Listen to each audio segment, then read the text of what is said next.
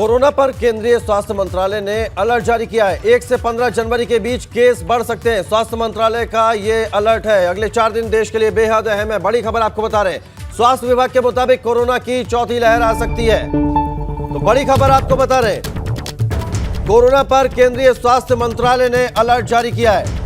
1 से 15 जनवरी के बीच कोरोना के केस देश में बढ़ सकते हैं। स्वास्थ्य मंत्रालय का यह अलर्ट अगले 4 दिन देश के लिए बेहद अहम बताए जा रहे हैं। तो केंद्रीय स्वास्थ्य विभाग ने अलर्ट जारी किया है, ये आपको बड़ी खबर बता रहे हैं। 1 से 15 जनवरी के बीच केस बढ़ सकते हैं कोरोना के देश में।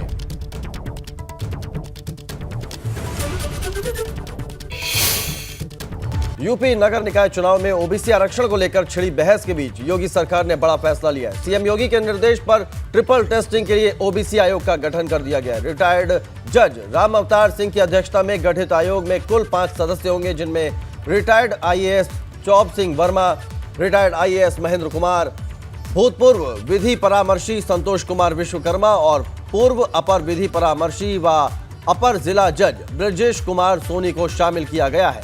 अब आयोग की रिपोर्ट के आधार पर ही निकाय चुनाव में पिछड़ा वर्ग आरक्षण का फैसला होगा। आपको बता दें कि इलाहाबाद हाईकोर्ट की लखनऊ बेंच ने ओबीसी आरक्षण लागू किए बिना ही यूपी में चुनाव कराने के निर्देश सरकार को दिए थे। वहीं सरकार की ओर से साफ कहा गया था कि बिना पिछड़ा वर्ग आरक्षण के उत्तर प्रदेश में निकाय चुनाव संपन्न नहीं कराए जाएंगे। सरकार की ओर से इसको लेकर सुप्रीम कोर्ट जाने की भी बात कही गई थी। वहीं अब प्रदेश सरकार ने निकाय चुनाव में ओबीसी आरक्षण के मद्देनजर पिछड़ा वर्ग आयोग का गठन कर दिया है। तो अब तक इस मामले में क्या क्या हुआ वो भी आपको बता रहे हैं।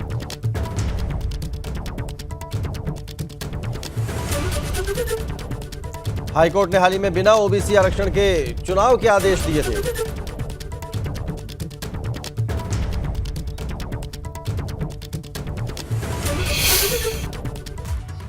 वहीं ओबीसी आयोग का गठन होने पर सरकार की तरफ से क्या कहा गया था वो आपको सुनवाते हैं। हाईकोर्ट का फैसला आने के अगले ही दिन सरकार ने निकाय चुनाव के मामले में आयोग का गठन कर दिया है। 5 सदस्यीय आयोग अब इस पूरे मामले को लेकर जो चाहे ट्रिपल टेस्ट की प्रक्रिया वो सब काम करेगा और उसके बाद ओबीसी का आरक्षण निर्धारित होगा। हमारे साथ में डिप्टी सीएम ब्रजेश पाठक जी हैं। सर, फैसला आया, अगले दिन आयोग का गठन।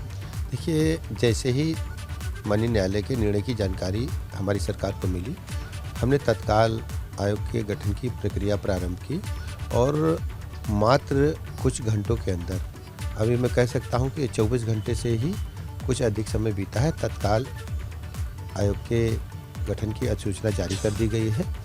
अब आयोग जब रिपोर्ट प्रस्तुत करेगा, पिछड़े वर्ग के भाई बहनों के साथ हम लोग पूरी तरह से खड़े हैं। हर स्थिति में उनके आरक्षण को जारी कराने के बाद ही हम लोग चुनाव कराएंगे। आयोग का जो स्वरूप था उसे देख रहे थे, 5 सदस्य जो हैं वो भी ओबीसी बिरादरी से ही आते हैं, रिटायर्ड जज भी हैं, इसके अलावा रिटायर्ड ब्यूरोक्रेट्स भी हैं, यानी एक पूरा स्वरूप ऐसा कि अच्छे से प्रक्रिया हो। हाँ, बहुत अच्छे ढंग से, शुचिता के साथ और बेहतर ढंग से प्रक्रिया संपन्न हो। हाईकोर्ट का फैसला आने के बाद मुख्यमंत्री योगी आदित्यनाथ ने ये कहा था कि अब सरकार जो है वो पहले एक डेडिकेटेड आयोग का गठन करेगी, ट्रिपल टेस्ट होगा, उसके बाद ओबीसी का जब आरक्षण का निर्धारण होगा तभी चुनाव कराए जाएंगे। जरूरत हुई तो सुप्रीम कोर्ट भी जाएंगे। और इस बात को कहने के अगले ही दिन यानी आज सरकार की तरफ से एक 5 सदस्यीय आयोग का गठन कर दिया गया है। हमारे साथ में इस समय प्रदेश सरकार में मंत्री धर्मवीर प्रजापति जी हैं, उनसे बात करते हैं। मंत्री जी, मुख्यमंत्री जी ने जो कहा था उसके बाद एक दिन के अंदर ही देखिए आयोग का गठन 5 सदस्यीय रिटायर्ड जज की अध्यक्षता में। हमारे शीर्ष नेतृत्व का में यही खासियत है कि जो कहते हैं वो करते भी हैं। हमारा शीर्ष नेतृत्व तो ऐसा नहीं है कि कहते कुछ हैं वो करते कुछ हैं। कल ही हमारे माननीय मुख्यमंत्री जी ने कहा था कि हम इस पे अमल करेंगे, काम करेंगे और आयोग का गठन करेंगे, और आज उन्होंने गठन कर भी दिया। और सभी हमारे रिटायर हमारे उसमें अधिकारी लिए हैं। निश्चित रूप से मैं कह सकता हूं कि मुख्यमंत्री जी इस विषय को लेकर के गंभीर हैं। उस आयोग का जो स्वरूप तो हम देख रहे थे उसमें रिटायर्ड जज भी हैं, उसमें रिटायर्ड ब्यूरोक्रेट्स को भी रखा गया, यानी पूरी तरह से एक ऐसा आयोग कि कहीं पर अब कोई कोर कसर ना रह जाए।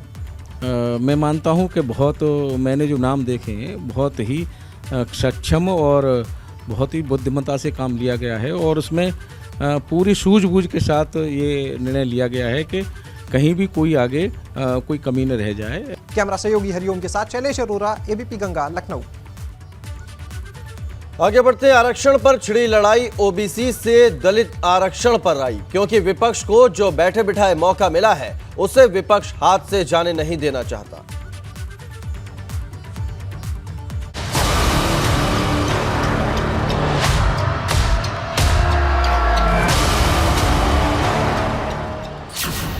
आरक्षण की लड़ाई ओबीसी से दलित तक आई।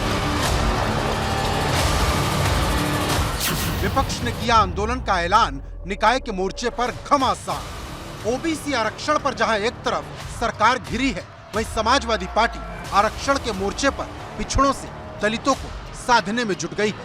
इसे अखिलेश यादव के इस ट्वीट से समझ सकते हैं, जिसमें अखिलेश ने ओबीसी आरक्षण के साथ साथ दलित आरक्षण को लेकर सरकार को घेरने की कोशिश की। बात इतनी भर नहीं है, अब अखिलेश आरक्षण की इस लड़ाई को लेकर एक बड़ा आंदोलन शुरू करने की बात कह रहे हैं। यानी पहले आरक्षण के लिए लड़ाई हुई और अब आरक्षण बचाने की लड़ाई होगी। निश्चित रूप से ये पिछड़ा विरोधी है। जितनी सरकारी नियुक्तियां हैं उसमें आप परीक्षण करा लीजिए कि पिछड़ों को जो मिलने वाला अनुमन्य आरक्षण है वो कितना है, और ये अब इसमें राजनीतिक पदों में आ गए हैं। इस पर भी यही खेल करना चाहते हैं। राज्यों का उदाहरण सामने था, फिर भी यहाँ पर पहले ट्रिपल टेस्ट का या आयोग के गठन का फैसला क्यों नहीं, क्या लगता है? तो यही तो इसी बात पे तो हम लोग कहते हैं कि अगर इनकी नीयत साफ होती तो ये पहले ही ट्रिपल टेस्ट करा करके समय से चुनाव करा देते।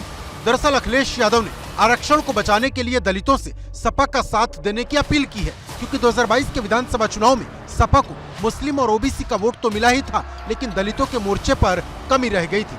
और अब अखिलेश इसे ओबीसी आरक्षण पर छिड़े सियासी संग्राम के जरिए ठीक कर लेना चाहते हैं, ताकि यादव मुस्लिम वोट की गठरी दलित वोट से भारी हो सके। इसीलिए ये संदेश दिया जा रहा कि सपा ही अंबेडकर के सपने को पूरा कर सकती है।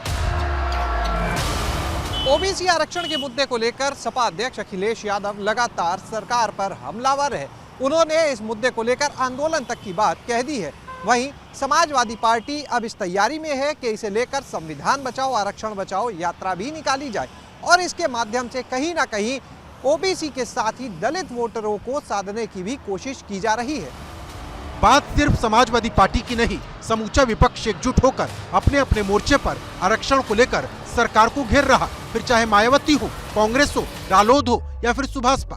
क्योंकि बसपा जहां 30 दिसंबर से निकाय पर मंथन करने जा रही, तो वहीं आम आदमी पार्टी 2 जनवरी से यूपी में आरक्षण बचाओ लोकतंत्र बचाओ को लेकर एक बड़ा आंदोलन करने जा रही। सरकार को जो निर्देश मिले थे माननीय सुप्रीम कोर्ट के समय से चुनाव कराने के, और उसी के तारतम्य में इन्होंने जल्दीबाजी में बिना रैपिड सर्वे कराए, बिना आयोग की रिपोर्ट लिए जो पिछड़ी जातियों का रिजर्वेशन दिया वो एक जानबूझ करके लैकूना छोड़ा गया था। निकाय चुनाव में ओबीसी आरक्षण को लेकर भाजपा सरकार समूचे विपक्ष के निशाने पर है। मायावती और अखिलेश यादव सरकार पर हमला कर ही रहे हैं, कांग्रेस और आम आदमी पार्टी भी पीछे नहीं है।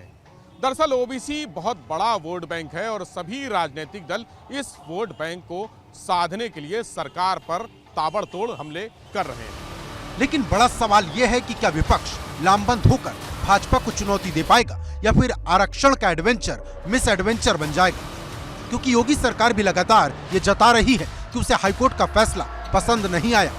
इसे इस बात से भी समझ सकते हैं कि सरकार ने कोर्ट के फैसले के 1 दिन के भीतर ही ओबीसी आरक्षण के लिए रिटायर्ड जज राम अवतार सिंह की अध्यक्षता में 5 सदस्यीय ओबीसी आयोग का गठन कर दिया है। इसमें retired IAS Choubey Singh Verma, Mahendra Kumar retired IAS, Santosh Kumar Vishwakarma भूतपूर्व विधि परामर्शी, ब्रिजेश कुमार सोनी पूर्व अपर विधि परामर्शी को शामिल किया गया है।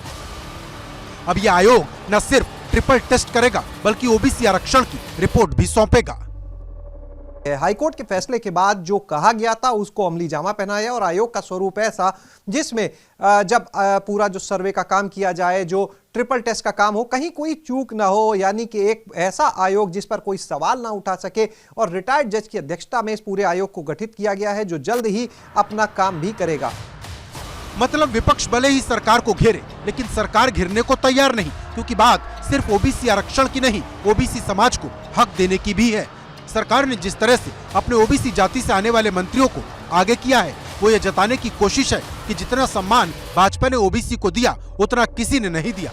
इसे इस बात से भी समझ सकते हैं कि योगी सरकार में 20 मंत्री पिछड़े वर्ग से आते हैं, लेकिन बड़ा सवाल ये है कि क्या ये मंत्री यूपी के 50% से ज्यादा ओबीसी वोट को समझा पाएंगे कि ओबीसी आरक्षण को लेकर जो फैसला आया उसमें सरकार की कोई गलती नहीं। Bureau report, ABP Ganga.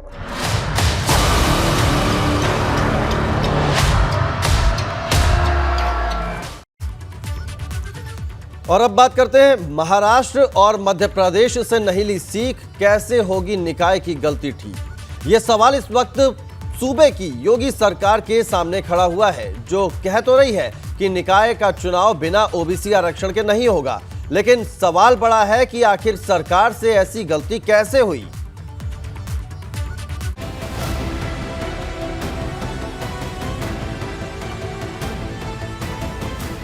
निकाय चुनाव पर फंसी सरकार, विपक्ष को मिला हथियार। महाराष्ट्र और मध्य प्रदेश से नहीं ली सीख, निकाय की गलती कैसे होगी ठीक। उत्तर प्रदेश की योगी सरकार कोर्ट और वोट के बीच बुरी तरह फंस गई है, क्योंकि जिस ओबीसी वोट के दम पर भाजपा यूपी से दिल्ली की सत्ता को साधती रही, अब उसी वोट को लेकर ऐसी गलती हो गई कि सरकार समझ नहीं पा रही कि आखिर इस गलती को ठीक कैसे किया जाए। क्योंकि एक तरफ सरकार कह रही कि बिना ओबीसी आरक्षण के निकाय चुनाव नहीं होगा, फिर चाहे इसके लिए उसे सुप्रीम कोर्ट ही क्यों न जाना पड़े। उत्तर प्रदेश के अंदर निकाय चुनाव अन्य पिछड़ा वर्ग के आरक्षण के बिना संपन्न नहीं होंगे। ये उत्तर प्रदेश सरकार का स्पष्ट निर्णय है। तो भारतीय जनता पार्टी का संकल्प है, हमारी सरकारों का संकल्प है, हम सबको साथ लेकर चलेंगे और किसी को घबराने की जरूरत नहीं है। पिछड़े वर्ग का आरक्षण विधि सम्मत आरक्षण के आधार पर सरकार चुनाव संपन्न कराएगी।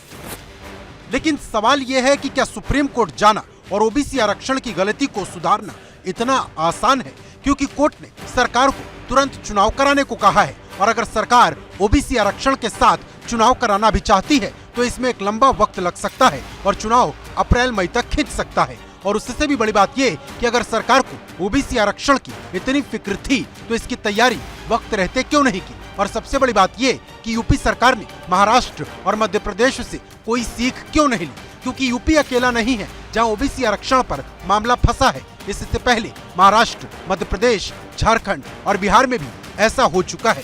लेकिन यूपी में ये बात इसलिए बड़ी है कि यूपी मंडल और कमंडल का सबसे बड़ा गढ़ रहा है। निकाय चुनाव में ओबीसी आरक्षण को लेकर राज्य सरकार ने जो व्यवस्था दी थी, अब उसमें खुद ही घिर गई है। हाई कोर्ट ने राज्य सरकार की तरफ से जारी नोटिफिकेशन रद्द कर दिया है। विपक्ष इसको लेकर सरकार पर हमलावर है। अब राज्य सरकार भी कह रही है कि ओबीसी आरक्षण के बगैर निकाय चुनाव नहीं कराए जाएंगे। इसके लिए राज्य सरकार ने आयोग का गठन भी कर दिया है। लेकिन सवाल ये उठता है कि सरकार बीते 5 सालों से इस प्रक्रिया के बगैर सारे चुनाव करा रही थी, तो अब क्यों चेती? हाई कोर्ट में मुंह की खाने के बाद सरकार की नींद क्यों टूटी? बड़ी बात यह है कि आरक्षण को लेकर भाजपा का इतिहास ठीक नहीं रहा। 2015 में बिहार विधानसभा चुनाव से पहले संघ प्रमुख मोहन भागवत का आरक्षण को लेकर दिया बयान भाजपा की हार की एक वजह माना गया था। उसके बाद से आरक्षण के दूध की जली भाजपा हर बार छाछ भी फूंक फूंक कर पीती रही। और अब यूपी में ओबीसी आरक्षण की चूक कई सवाल खड़े करती है, क्योंकि विपक्ष एकजुट होकर भाजपा को पिछड़ा विरोधी बता रहा है। भारतीय जनता पार्टी हमेशा आरक्षण विरोधी काम किए उसने। भारतीय जनता पार्टी आरक्षण विरोधी है, पिछड़ा विरोधी है, दलित विरोधी है। इन्हें संविधान की किसी भी व्यवस्था से कोई मतलब नहीं है। अधिसूचना के लिए चैलेंज खड़ा करते हैं। सुनवाई के बाद जो चीज़ निकल के आई है वो ये ऐसा लग रहा है, ऐसा महसूस कर रहे हैं हम लोग, ये सरकार पिछड़ों का हक मारना चाहती है।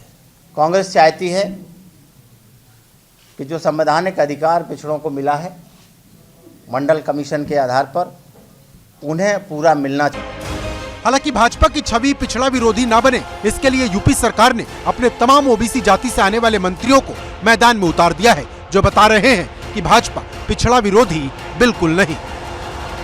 पार्टी पिछड़ा विरोधी है, क्योंकि केशव प्रसाद मौर्य पिछड़े वर्ग से आता है, उप मुख्यमंत्री बना है लगातार दूसरी बार, तो उनको ये बर्दाश्त नहीं हो रहा, सहन ही नहीं हो रहा है। जब एक केशव प्रसाद मौर्य को नहीं सहन कर पा रहे हैं तो वो प्रदेश को क्या सहन करेंगे, प्रदेश के पिछड़ों को क्या सहन करेंगे।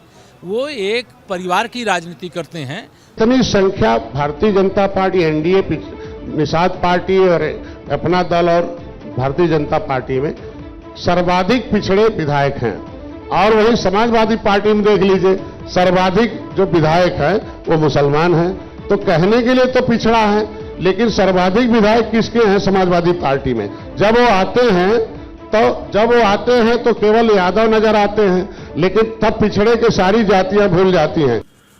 सरकार और पार्टी नगर निकाय चुनाव विधि सम्मत तरीके से सभी वर्गों के प्रतिनिधित्व के साथ संपन्न हो, ये सरकार की और पार्टी की प्राथमिकता है। माननीय न्यायालय के परिप्रेक्ष्य में सरकार आयोग गठित करके और जल्दी से जल्दी ट्रिपल टेस्ट कराकर सभी वर्गों के प्रतिनिधित्व के साथ चुनाव संपन्न कराने का कार्य सरकार का भी है और हमारी पार्टी की प्राथमिकता भी है। सरकार ने भी मोर्चा खोल दिया है। हाईकोर्ट का फैसला आने के बाद सबसे पहले सरकार की तरफ से ये ऐलान किया गया कि निकाय चुनाव आरक्षण निर्धारित होने के बाद ही कराए जाएंगे, यानी ओबीसी का जब आरक्षण तय हो जाएगा, जो उसकी प्रक्रिया है, उसके बाद ही निकाय के चुनाव कराए जाएंगे, जिससे किसी का भी अधिकार न छिने। इसके साथ ही सरकार में जितने भी पिछड़े वर्ग के मंत्री हैं वो भी अब इस मैदान में कूद चुके हैं। डिप्टी सीएम केशव प्रसाद मौर्य से लेकर जो सहयोगी दलों में मंत्री है, जो सहयोगी दलों के साथी हैं, फिर चाहे बात संजय निषाद की हो या आशीष पटेल की, वो भी लगातार समाजवादी पार्टी, बसपा, इन सब के ऊपर निशाना साध रहे हैं।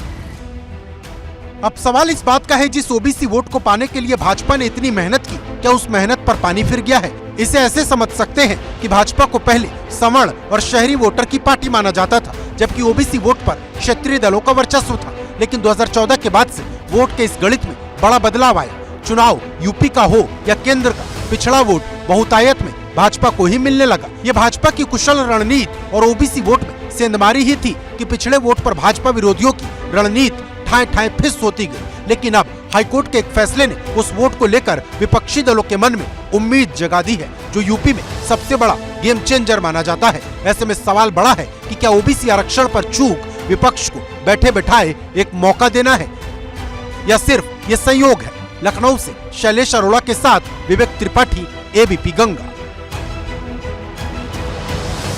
बात कर लेते हैं रामपुर की। अपना गढ़ रामपुर खोने के बाद अब सपा नेता आजम खान को चुभने वाला झटका लगा है। लखनऊ में बतौर विधायक आजम खान को मिला सरकारी आवास, अब रामपुर से जीते भाजपा विधायक आकाश सक्सेना को दे दिया गया है। 34B दारुल शफा में लंबे वक्त तक आजम खान रह रहे थे, लेकिन अब इस आवास में आकाश सक्सेना रहेंगे, जिन्होंने उपचुनाव में सपा प्रत्याशी और आजम खान के करीबी आसिम राजा को हराया था। सपा के नवनिर्वाचित विधायक आकाश सक्सेना ने पहले आजम खान के गढ़ रामपुर में कमल खिलाया और अब आजम खान का सरकारी आवास भी उन्हीं के नाम हो गया है। हमारे साथ में समय आकाश सक्सेना जी हैं, उन्हीं से बात करते हैं। आकाश जी, पहले तो रामपुर का जो किला था उसको ढाया, कमल खिलाया, यानी उनकी सीट को हथियार लिया आपने, और अब जो उनका सरकारी आवास था वो भी बतौर विधायक सरकारी आवास आप ही को आवंटित हो गया। अब देखिए, ये चूँकि एक नियम है कि किसी को जब घर तो दिया ही जाता है, तो मुझे भी अभी पता लगा है कि 34B अलॉट किया गया है, तो ये तो एक प्रक्रिया है। तो कब शिफ्ट हो रहे हैं वहाँ पर? अब देखते हैं, अब आज पता चला है, अब देखते हैं जैसा होता बताएंगे आपको बुलाएंगे। तो यानी पहले वहाँ पर सपा के लिए रणनीतियाँ बनती थी, अब भाजपा के विधायक हैं आप, वहाँ रहकर भाजपा के लिए कैसे काम करना वहाँ तय होगा? मैंने आपसे कहा ना कि मुझे खुद अभी पता लगा है, और जब बैठेंगे तो आपको भी बुलाएंगे उसमें। यूपी के अल्पसंख्यक कल्याण मंत्री धर्मपाल सिंह का बड़ा बयान। मदरसों में फंडिंग, जकात से आय फंडिंग की जांच की जाएगी। ये बड़ा बयान धर्मपाल सिंह का। जांच के लिए ईडी और आईटी की मदद ली जाएगी, धर्मपाल सिंह का ये कहना है। कई मदरसों में अवैध फंडिंग की सूचना मिली है। तो यूपी के अल्पसंख्यक कल्याण मंत्री धर्मपाल सिंह का बड़ा बयान। मदरसों में जकात से आई फंडिंग की जांच की जाएगी। जांच के लिए ईडी और आईटी की मदद ली जाएगी। कई मदरसों में अवैध फंडिंग की सूचना मिली है। बड़ी खबर आपको बता रहे हैं, देश में अशांति फैलाने के लिए फंडिंग हो रही है।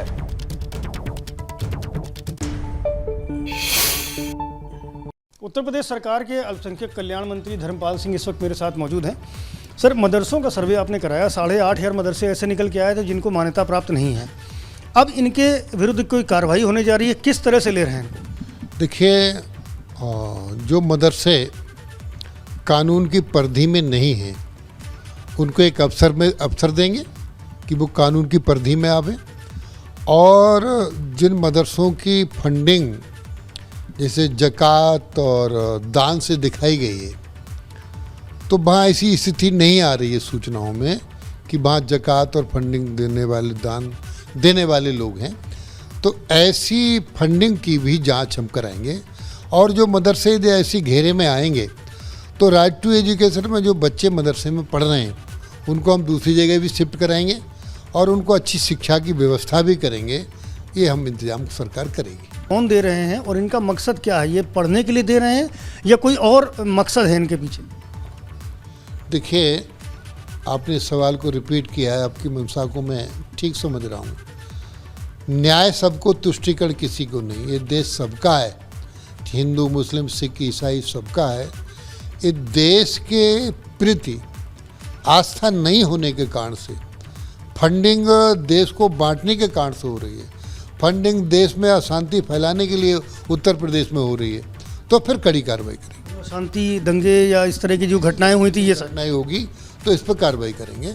उत्तर प्रदेश में शांति व्यवस्था बनाए रखने, क्योंकि अभी जब हम माननीय मुख्यमंत्री जी के निर्देश पर बाहर गए थे दुनिया के देशों में, तो उत्तर प्रदेश की छवि लोगों में, दूसरे देश में, दुनिया के देशों में उत्तर प्रदेश की छवि इसी बात पर निकल कर आई है। आपने कहा कि मदरसों की फंडिंग की हम जांच करेंगे, अनुचित तरीके से आ रहा होगा तो कार्रवाई करेंगे। अनुचित तरीके से जांचने के लिए कुछ एजेंसी इस देश में है, जैसे ईडी है, इनकम टैक्स है, क्या इनकी मदद ली जाएगी? निश्चित रूप से यदि ऐसी स्थितियाँ आवेंगी तो फिर इनकी मदद लेंगे। कई मदरसे ऐसे भी सुनने में आया सर कि जो अवैध बने हैं, जो नो मैंस लैंड पे बने हैं, जो सरकारी ज़मीनों बने, जिनकी अपनी ज़मीन नहीं है, क्या इन मदरसों को हटाया जाएगा? और इनके बच्चों को, अगर इनको हटाया जाता तो इनके बच्चों का जो यहाँ पढ़ रहे हैं उनका क्या होगा? देखिए, बेहतर शिक्षा को लेकर ही सर्वे कराया है। मदरसे संचालित ठीक नहीं है तो हमने आपसे पहले का एक बार अवसर देंगे, और फिर ठीक स्थिति में नहीं है तो फिर नई अवसर के बाद, अवसर देने के बाद वो ठीक नहीं होंगे तो फिर कार्रवाई की जाएगी।